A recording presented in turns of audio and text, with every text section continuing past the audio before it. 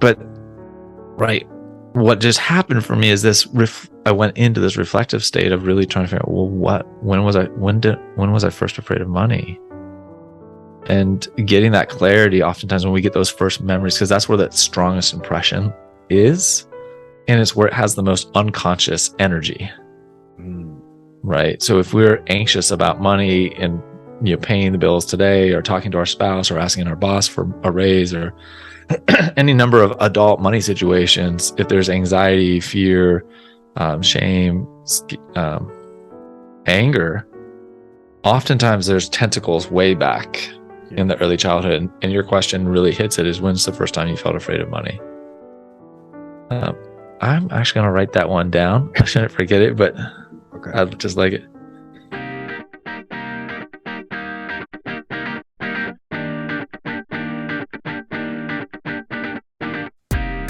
Welcome back, everybody, to another exciting show of the About That Water podcast show. My name is Anthony, and I'll be your host today to help you build strong financial behaviors and habits. And the cool thing about having this show is that I actually get to bring on cool people who got a bunch of acronyms at the end of it. They got a little extra letters. And I think this guy that I'm bringing on has the most letters that I've ever seen behind somebody's last name. And his name is Ed Coambs. How you doing today, Ed? Anthony, I'm doing fantastic, and I appreciate the warm introduction. And I'm, if people could see my face right now, I'm red in the face, because it's like, yeah, it is true. I've got an obscene number of letters after my name, and I still ask myself, I mean, I know how I got there, but how did I get here to have so many dang letters after my name? Yes. So just a quick rundown, like you're internationally known throughout as a leader, a leader and also an award-winning author in the financial therapy space. So you guys, we have a financial therapist. This is the first financial therapist ever on the show. I'm sure this is therapy for me to talk to you, but to have financial therapists, like this is beyond next level. Like this. Yeah. So, your story starts off where you're as a firefighter, and you just doing your thing. You meet this wonderful lady, and then life happens at the same time. Yeah, big time. You talked about that in your book, but just from the emotional side of the house, but also dealing with the emotions, but also finances. And I noticed you didn't talk about it too much in the book, but can you talk about how did that particular event actually change the way how you view life and finances? Well, I think, Anthony, you're referring to, in the book, I talk about my close friend Jordan committing suicide. And certainly that was a very, very profound experience. And so to give the listeners a little bit more backdrop, I had been a professional firefighter for 5 years. And my friend Jordan, I grew up in California, and I moved to Houston, Texas, and got in the fire academy. And so I didn't know anybody in Texas. I was moving there for a high school sweetheart, and that she was going to come later. She never came, thank God. She moved, but we broke up. Sorry. A little, I'm a human. I'm a guy. I was 19. Yeah. We put those pieces together. But anyhow, Jordan was this guy that was unlike anybody I had ever met. He was big-hearted and kind as it came, and he was wild and crazy and out of control as they come to, all in this one package. And he was Texan, so Texas have that kind of air to them, unlike just about anybody else. And so we bonded, we connected early in the fire academy, and his family took me in kind of as their own. I was without family in Texas, and so we got to know each other really well. And at one level, I don't think I was consciously looking for this, but his family seemed to be a little more affluent than mine. And even at that young age, I was interested in trying to understand how to kind of continue to go up the affluence or wealth ladder. And so I think for him, I also represented a sense of I've been known as Steady Eddie. Yeah. And so while he's ping ponging all over the place, I'm just, Yeah. But he ended up being my roommate for a number of years. So just conveying the depth of this relationship. Well, anyhow, this all within one weekend or 1 week, I go to meet my. Well, I didn't know I was going to meet my wife. I was going to a pool hall for a birthday party with some friends. I meet this incredible woman. Her name is Anne. Now my wife. Didn't know she was going to be my wife at that time, obviously. But I get very tragic news that Jordan had took his life just a few days later, and word got back to her, and my wife was just so compassionate and patient with me in that time, and that was a time of deep emotional vulnerability, and the fact that she didn't abandon me in it was spoke volumes to her. But I think you're asking, and if I'm off base, please reel me in a little bit. But okay, well, how does this all connect with money? Yeah. Right. Yep. And I think there's probably multiple layers to it. And I don't think anyone's asked me quite the question the way you have. But staying with that kind of aspirational side, the aspiration to wealth and a better life, with my wife being in dental school, I knew dentists make more money than firefighters. I don't think anybody would have a hard time figuring that out. And I certainly didn't marry her for money, which some people go, oh, well, so you married her for money. Well, okay. I mean, maybe some part of it, but I mean, I think in some sense, when we're partnering, we want to be thoughtful about where is this person going financially? Yeah. What do they have to offer? What does that mean? And, people make different value judgments on how much emphasis to put there. But I think if you're not thinking about it, that might be a problem too. But I think in a deeper way, Jordan's suicide was setting the stage for a deeper quest into the meaning of life. Mm-hmm. His loss. I mean, I'd certainly seen completed suicides as a professional firefighter, which was not something a lot of people know, but that had been something I had seen and witnessed. And I actually started my career 2 months before 9/11. Now, I wasn't in New York, but firefighting's a brotherhood, and so happens to one, happens to all kind of thing. But so though I think those early young adulthood experiences really set me on the stage of kind of questioning the meaning and purpose of life, and what role does money play in that, and really also realizing that I worked in a wealthy suburb, and so these people that had taken their lives externally had it going on, right? But something was not right that they took their own life, and I didn't have any psychological background to make sense out of it. And as a firefighter, I just kind of swept it under the mental rug, so to speak, and just part of the job. So now that, you as a therapist, but on a financial therapist almost, as you call it, the money therapist, when you see people, it's almost like you can almost see the triggers before they can. And for me and my podcast, I try to focus on understanding the 3 steps of habits, which is first to recognize a habit, then to use that habit, and then to create their own habit. And then I can dive into that a little bit more if you like. Yeah, I love hearing other. See, this is the fun thing about doing these podcast interviews is I know I don't have the full framework or the final say on how to work on your relationship with money. I have my own understanding that I use to help people. Yeah. But I want listeners to hear from at least my perspective. There's not one right way to work on your relationship with money. And so it's kind of like trying to find your favorite exercise routine. And sometimes you got to use other people's exercise routines.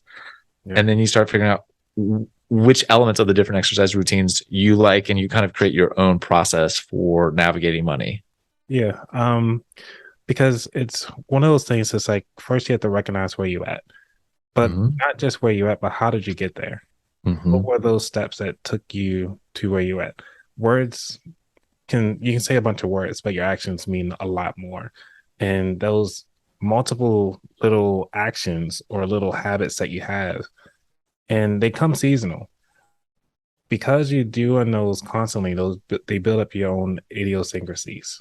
And Mm-hmm. because you have that, and it's like, okay, because I know this person's going to do this every season, like I know my mom is going to ask me 2 weeks before Christmas, what do you want for Christmas? When she could have bought it a lot sooner. Get that every year. But I recognize her habits to the point now, like it's at the time of this recording, it's in October. I already tell her, hey, I want this for Christmas. So she can Uh-huh. go ahead on and get it early and we'll have to worry about it later. But Mm. I recognize her habits. And now I'm starting to help her to start using those habits to my advantage, which is like, all right, let me get her to plan early before she start Mm. buying gifts for my other brothers. So I can get my first. Okay. But then now to start to change her habits, now I actually tell her like, hey, because I'm buying this, like I always ask for books. So because I always ask her for books, now she's starting to think about books differently. So now I'm trying to manipulate her habits by changing my habits.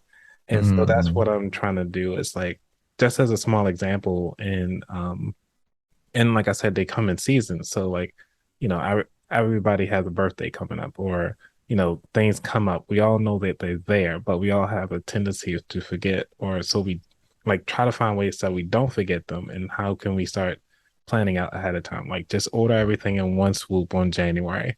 Like, hey, you know what? January, beginning of the year, I'm buying all the gifts for everybody for the whole year. And then you can already lock in to say, hey, I'm done.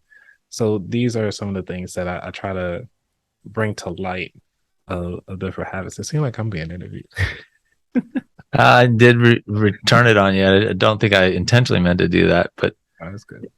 I mean that's part of the fun of these types of conversations, right? And it sounds like Anthony, there's this desire to positively influence your mom and other people into doing things that are maybe more productive or helpful around money, right? I mean, the reality is people like us, we get into this work because we're trying to figure out our own stuff and do it more effectively, and also the people that we're surrounded by, where we see the struggle and the pain and the stress and the frustration, relationship hurt. And so in an attempt to try to help folks, we go on this journey of asking more questions and questioning how things get done. And habits are a huge part of how we navigate money. And the bright side of habits is it makes things easy and predictive and reduces cognitive load. The bad side of it is when our habits are self-defeating and self-destructive to ourselves or somebody else. Mm, That's where they get tricky because they don't just change easily either. that's so true. Speaking on that, because it's coming down to which brings up one of the topics I really wanted to talk to you about, which was the financial traumas, because that's one Mm. of the topics that I actually first met you on a panel at FinCon. That's right. That's right. Like Uh-huh. right before you get, like right after you gave me the book, it was like the next thing you're getting ready for. I was like, what is this guy? Right. And so because it's talking about the financial trauma side of the house, which goes into the habits that we've seen our parents do, that Mhm. brings up this question now that I want to bring to you is, when was the first time you were afraid of money? Oh, Anthony, you have a great way of asking questions in a slightly different way than I've been asked. And I don't know that anybody's asked me that way, which is talking about financial therapy. We can talk about what is that? What is financial therapy in a little bit, but that's a perfect example of a financial therapy question. Okay. When is the first time you were afraid of money?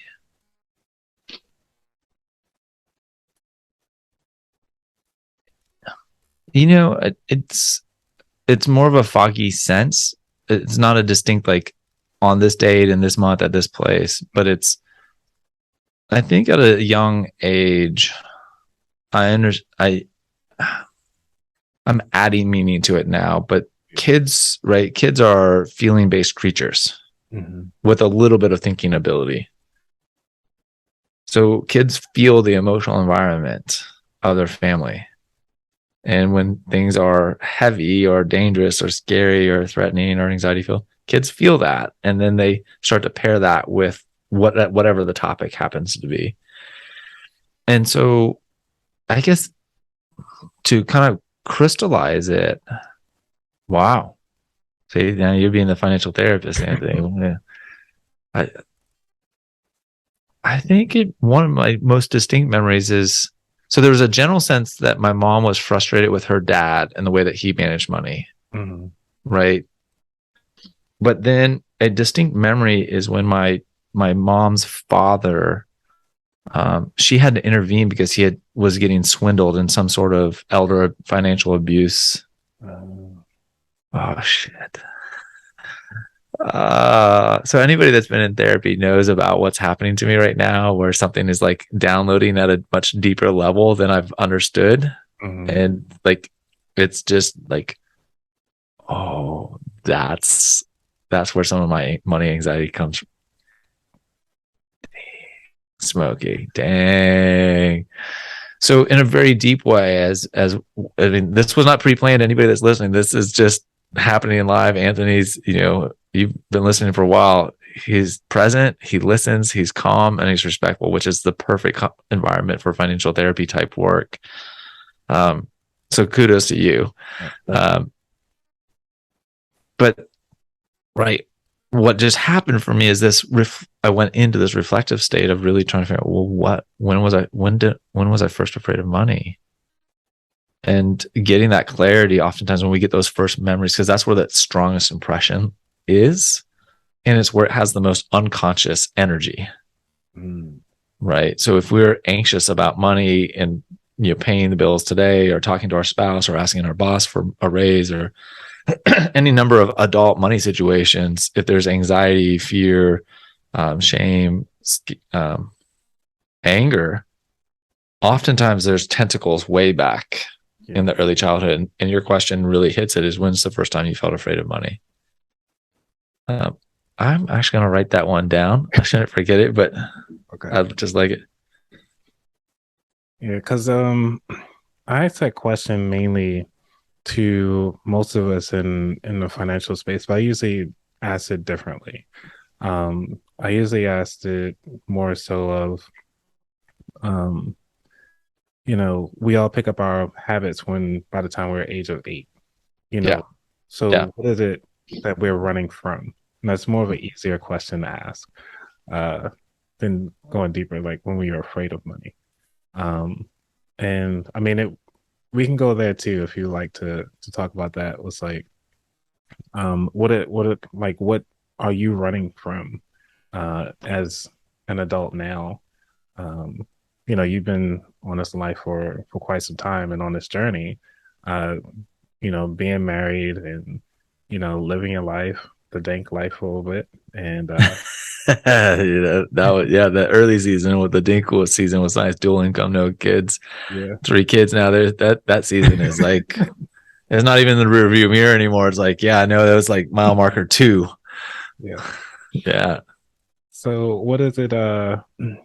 What are you running from? I think maybe even building off of that theme, and as much as I like to think that I'm more resolved or healthy around money, I realize that that's on a continuum and a deepening experience. And so, what am I running from is the question. Yeah. The fear of being broke. That, wow. I mean, if I just allow myself to connect that with the memory that just came up for me, right, is that I don't know that my maternal grandfather actually ended up broke, but it was a significant financial loss, and that fear has driven me to try to master money. Dude. Oh man, you got a future as a financial therapist, my friend. You got a real future as a financial therapist. Thank you. Yeah, I mean, if that's what you decide you want to do with your life, obviously don't let me tell you what to do with your life. But I never heard about it until you mentioned it, so I might do. You might need to be looking into it. You got an instinct for it. You definitely got an instinct for it. I mean, certainly it helps you that I've done a lot of my own work, so I can use a question like that and just run wild with it. So I hope I'm not geeking out too much for your listeners, and that the journey of therapy, kind of in a larger sense, is about exploring and getting to know yourself in all the ways possible. That you really are trying to true up the mirrors and see how you see, because our minds, to some extent, are like a fun house of mirrors, and we never quite see things as clearly, but we can convince ourselves, no, we see the world clearly. No, none of us see it perfectly clear. So we're trying to get it trued up. And so that self-reflective, I hear my voice. Well, some people call it navel gazing. I mean, I like my navel. What can I say?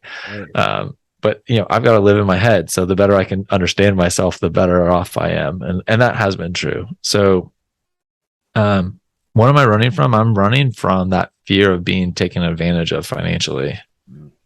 And I've been on, and so really kind of answering that question, well, Ed, why do you have so many damn letters after your name?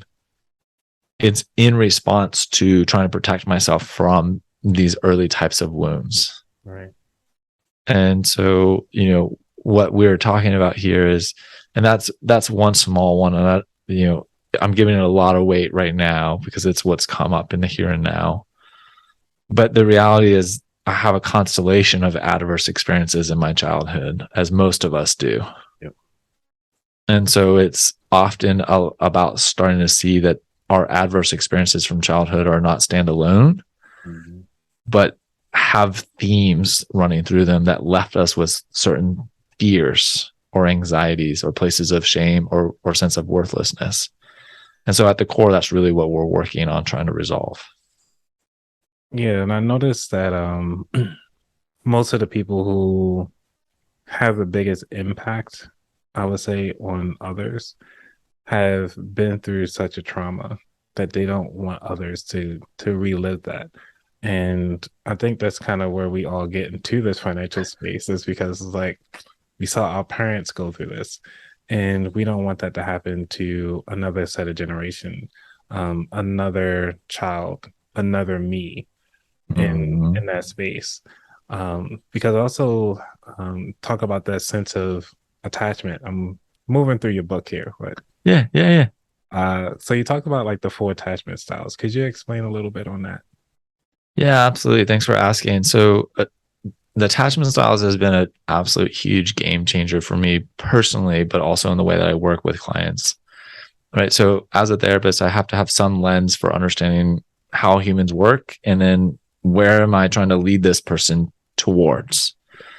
And so attachment styles grow out of the psychological study of attachment and attachment called attachment theory. So I think most people would not argue that humans are interdependent, especially babies. When you're born, you can't survive on your own.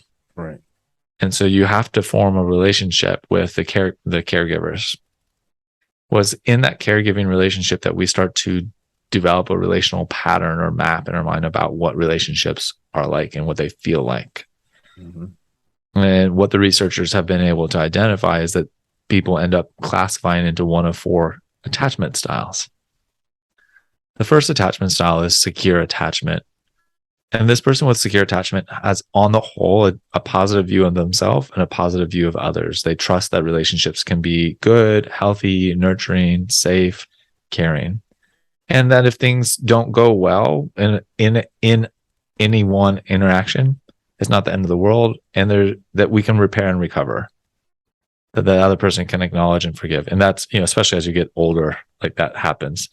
For the baby, it's more like, is the parent responsive when you're crying and you need milk?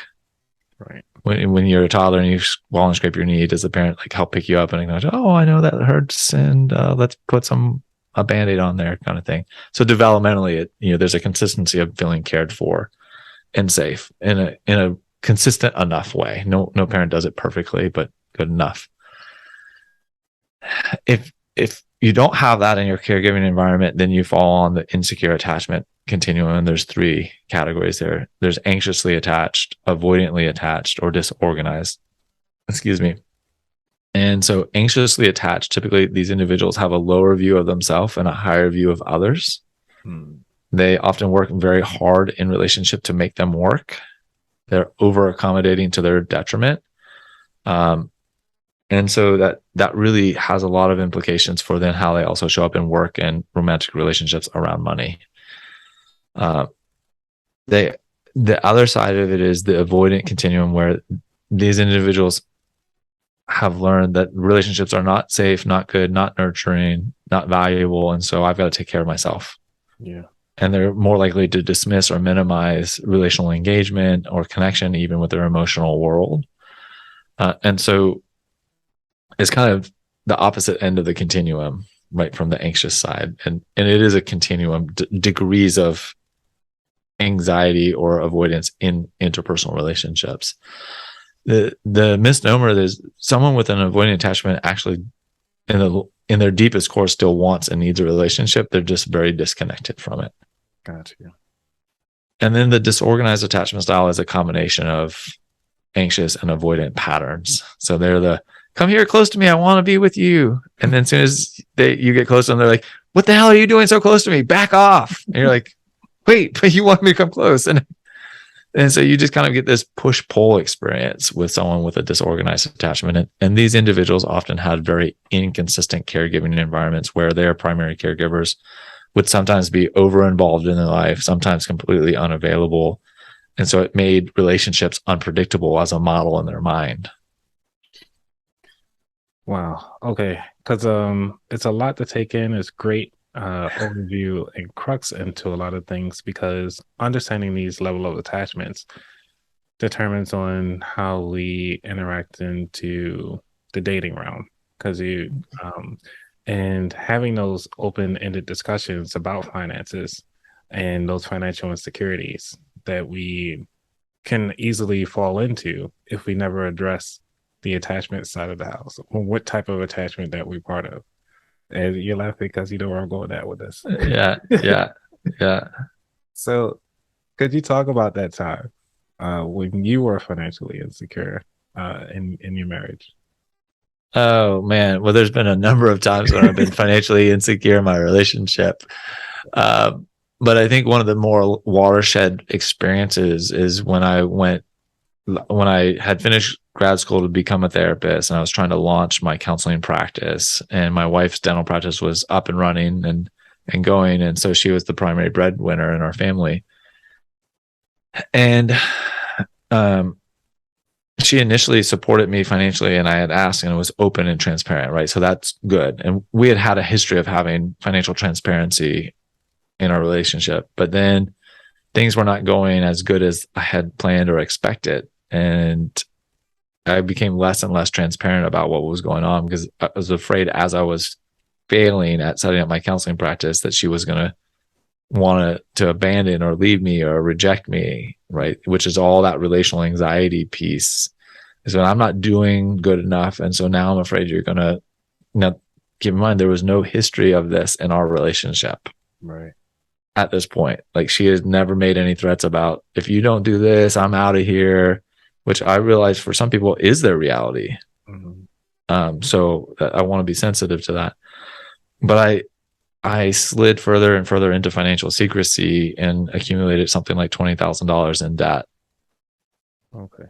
And part of what happened in my own mind was rationalization and justification, because some people hear $20,000 in debt and they're like, oh my God, that's ridiculous. That's a crazy amount of money.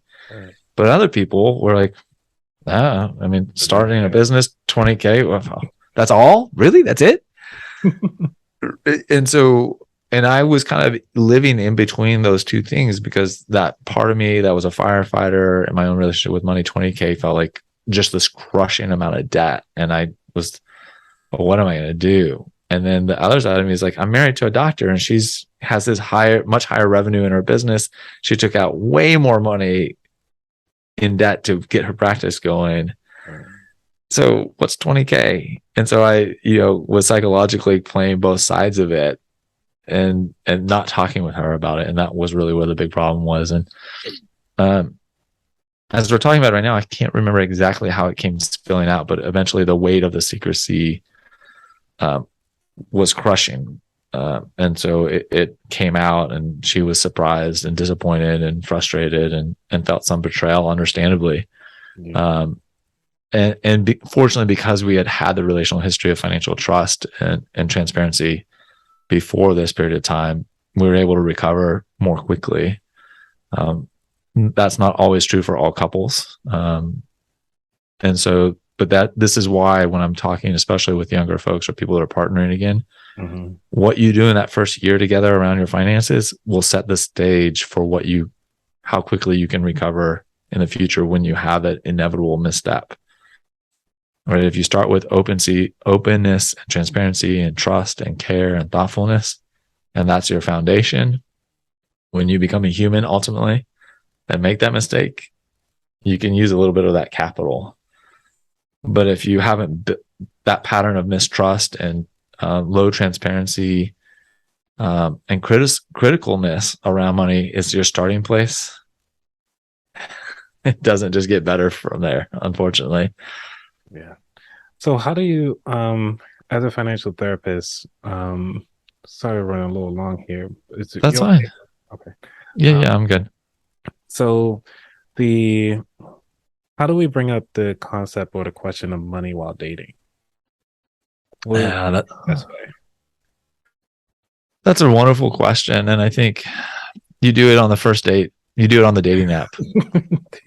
I actually did that with my wife. I did that. You did that. You were that guy. Right. I went out there. I was like, hey, let's it was the first time because I met her on Tinder. So I did a whole podcast about it, so it's out there if you guys want to watch it. But I took her to a park because I had no money. I was like, hey, parks are free. She liked that. Right. Yeah. And I wore my running clothes because just in case it doesn't work, I can run the opposite way. Love it. And so on it, I was like, I don't have any money in the bank. I got all this money in debt. I got student loan debt, but these are my plans, and this is when I plan to pay everything off. And this is my game plan to get it done.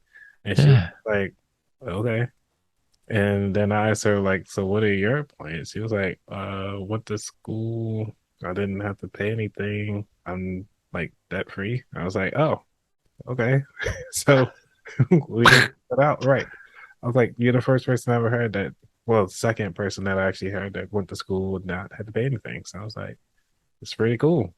And then we just continued to walk around. I forgot the rest of the conversation, but that was one of the things that stuck with me. Mostly be that. Wow. Yeah. One, I mean, so incredible that, I mean, I don't think either of us are saying like that's everyone on their first date should lead with that, with the money conversation. Yeah. Right. But if that's how you roll, that's how you roll, and it's better to play your cards up front and honest than, to beat around the bush. So, and the reality is our relationship with money is so deep and so strong that if you're not getting clear on who you are financially and what you're hoping the other person to be like with money in the beginning, you get 3-6 months down the road and now you're infatuated with each other and you can't think about ending in that, but you're also realizing like, oh my gosh, this person spends like crazy and it makes me nuts. Or they don't, they're a poor money manager, or they're in debt with no plan, or it's, whatever, or they're, financially responsible for their mother or their brother or their sister, auntie, whoever. It's like, or, they changed jobs 5 times in the last 2 years. And you're like, oh God, this isn't, not going to be good. Yeah. But I do think you do want to open up that conversation and see what it feels like, because at the end of the day, you're working towards what I like to call financial intimacy. And that experience of feeling fully known and transparent in what you're doing with your finances. And so both your hopes, dreams, and aspirations, but like your beautiful question, your fears, your anxieties, and places of shame around money, because we have that whole continuum of experience. I have yet to meet someone that doesn't have places of shame and a sense of accomplishment and pride in what they've done financially, and places where they feel some shame, some sadness, some anger, some outrage even. It may not all be active presently, but it's somewhat happened over the course of your life. I mean, even if you have to go back to when your little brother or sister broke into your piggy bank, it just pissed you off. I mean, So pissed me off. Yeah. I'm still mad about that one. Ugh. Actually, I'm going to get off this one and call them right now and say, you still owe me that $5. Right. So as we come down to like the later half of the show, I want to always try to bring up this question of habits. So what are the habits that you're using today to kind of help you maintain sanity around finances? Oh, I don't know that it fully qualifies as a habit, but I would say doing these podcast interviews actually is very humbling and a great reminder. But I think in a very much more practical sense is I can remember as a young firefighter, I would sit down with QuickBooks or Quicken. I think it was back in the Microsoft Money. This is 2000, so 20 years ago, before they had all the wonderful apps. But I would sit down, I would regularly review the check register and make sure everything was legit and I knew how much money was. And even in the early years of my marriage, we would be budgeting and kind of tracking that and seeing.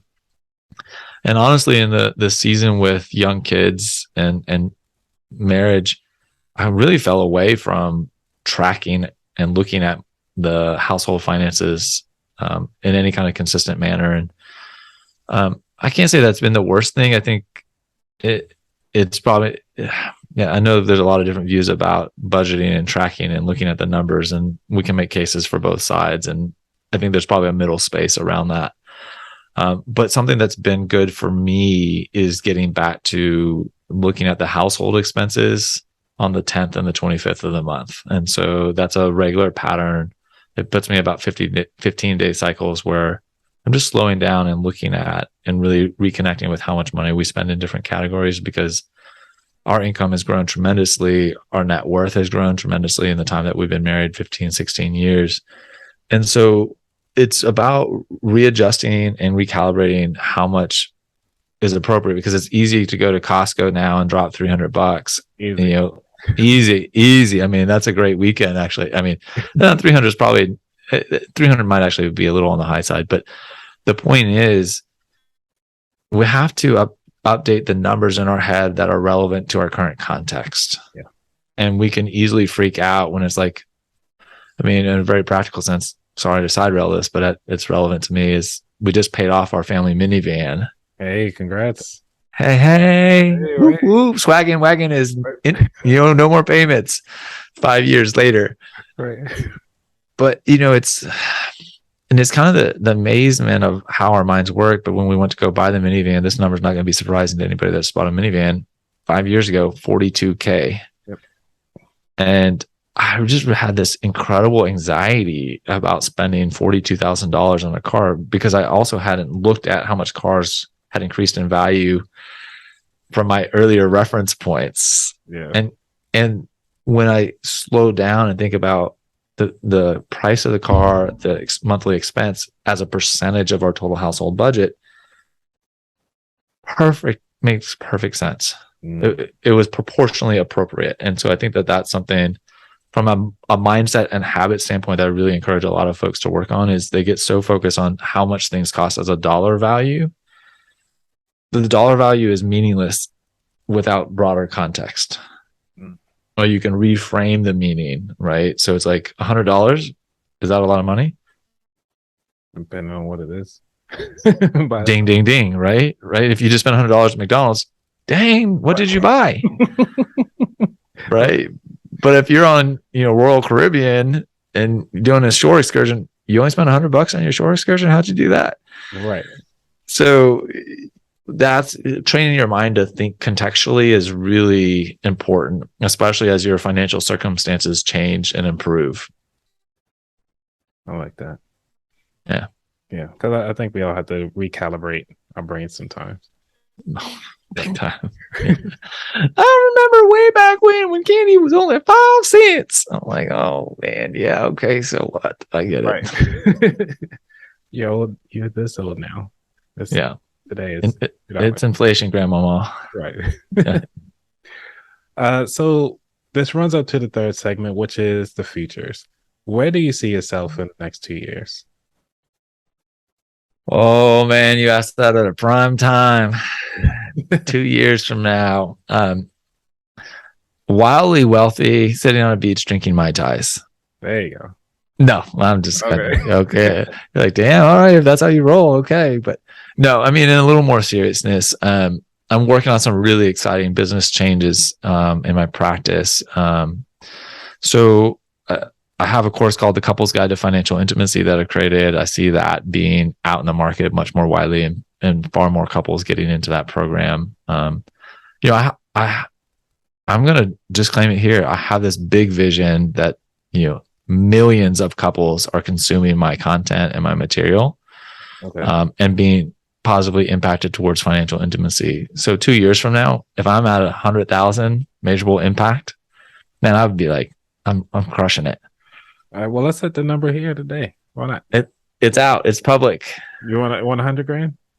Let's go. 100 grand couples, 100K couples impacted. Yeah. All right. So you heard it here first, folks. And usually I say this is because every person that's been on the show, on average, have met or exceed their future goals within 6 months. So not too much weight on your shoulders, but since I've been asking this question, yeah, everybody's been hitting it within 6 months. And I have been doing this for less than a year. I've been asking this question, and everybody has hit their goal. Wow, I love it. Well, and I think it does speak to the psychology of stating your goals clearly and putting them out there, and it sets direction for your mind. And I think another mental habit that I just was reminded of is Dr. Sarah Newcomb with Morningstar talked about in her research, people that saw themselves into the future had a much higher average net worth. So she asked a very simple question: how far into the future can you see yourself financially? Or how far into the future do you normally see yourself? Days, weeks, months, years, decades, generations? I like that question. That's something you need to just kind of have posted on your back wall. Just constantly think about yourself. Where do you see yourself? Where do you see yourself, and seeing yourself into the future? Now, this is not to say like just live in the future all the time and miss the present. That's not what this is about. But it's, can you imagine your future self? And do you care about your future self enough to take action today? That follow-up question right there. Yes. Yes. Mm-hmm. Yeah, we can sit here and talk therapy stuff all day. Oh man, all day. I love it. That's why I do this work, man. It's, they say if you find the work that you love, you never work a day in your life. And the deeper I go into that, the more truth I understand. Yeah, because for me, the psychological side of the house is where I love it. Because I think you mentioned it before, was about the marketers have better insight into the psychology of the human mind than psychologists, especially when it comes to money. Yeah, especially how to take it out of your pockets. Like, there is, marketers, bar none. God love them. I mean, and I am becoming one, so watch out for me. I might have even done a marketing ninja move on you while they're in this pocket. Did I? I don't know. You did. Right. Marketers, that is their job, is to help us spend, and I do think there are some really sleazy, nasty marketers out there, but I do think on the whole, marketing is a public good.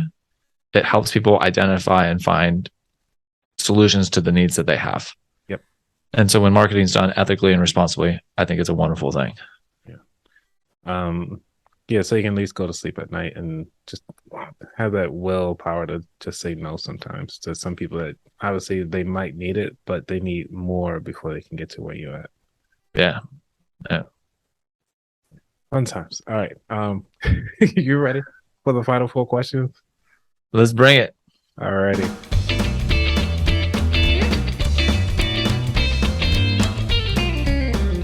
Number 1, what does wealth mean to you? Wealth mean to me, I think it means being able to slow down and enjoy the smiles on my kids' faces. Yeah, I think, in a very kind of, I know it sounds sentimental, but it becomes more and more practical. Yeah. Number 2, what was your worst money mistake? Oh, lying to my wife about the credit card debt probably is right up there at the top of them. Nice. Number 3, what is your favorite financial or non-financial book? Oh, as I look around my office, I'm like, oh man, I don't know how many books I got. I come back to this one. It's the book called The Art of Money by Barry Tesler. She's a somatic based therapist, a body based therapist. Her book stands out to me because it really changed the paradigm for me in understanding how much our bodies are responding to our money decisions and how much I need to get more aware of what's going on in my body to be more effective with money. So that book was a big game changer for me. Nice. And on my list, I'm sorry. Number 4 is, what is your favorite dish to make? Oh, favorite dish to make. I'm a big fan of tacos. I mean, I'm a kitchen sink taco guy, so it's like whatever I got in the fridge, I figure out what can I pull out and warm up some tortillas, and we throw it in there, put a little guac on it. Is money. It's easy. Yeah, it's easy. We did it last night actually. Nice. All right. So, the last question for the show is, where can people find out more about you? Well, there's this wonderful thing we call Google. Sorry, I couldn't resist. I am a little sarcastic every once in a while. No, in all sincerity, people can hit me up on healthy11money.com. That's my primary website. That's where you can find out information about my book, blog, my own podcast, the Healthy Love and Money podcast. For those that love IG, come on over at Healthy Love and Money. And if you're a LinkedIn type, I'm hanging out there too. Awesome.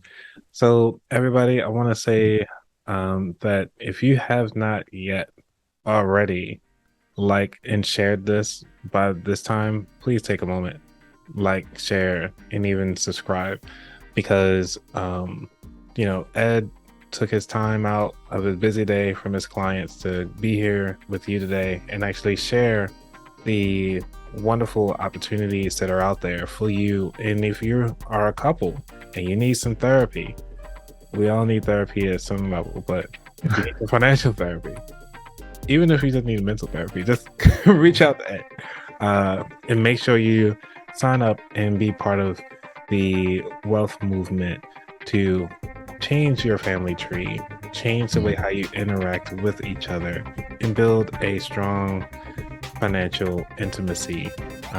Trust me, it's a lot better than what's happening in between the sheets, and it will last a lot longer too. So he drops it at the end. I gotta throw this in. Financial orgasms. They're a thing. They're a thing. Financial orgasms are great. Oh man. Make sure you have one today. Everybody. Take care. I'm out. Peace. And thank you so much for going to the show. You have a good one. Oh yeah, thanks, Anthony. I appreciate it.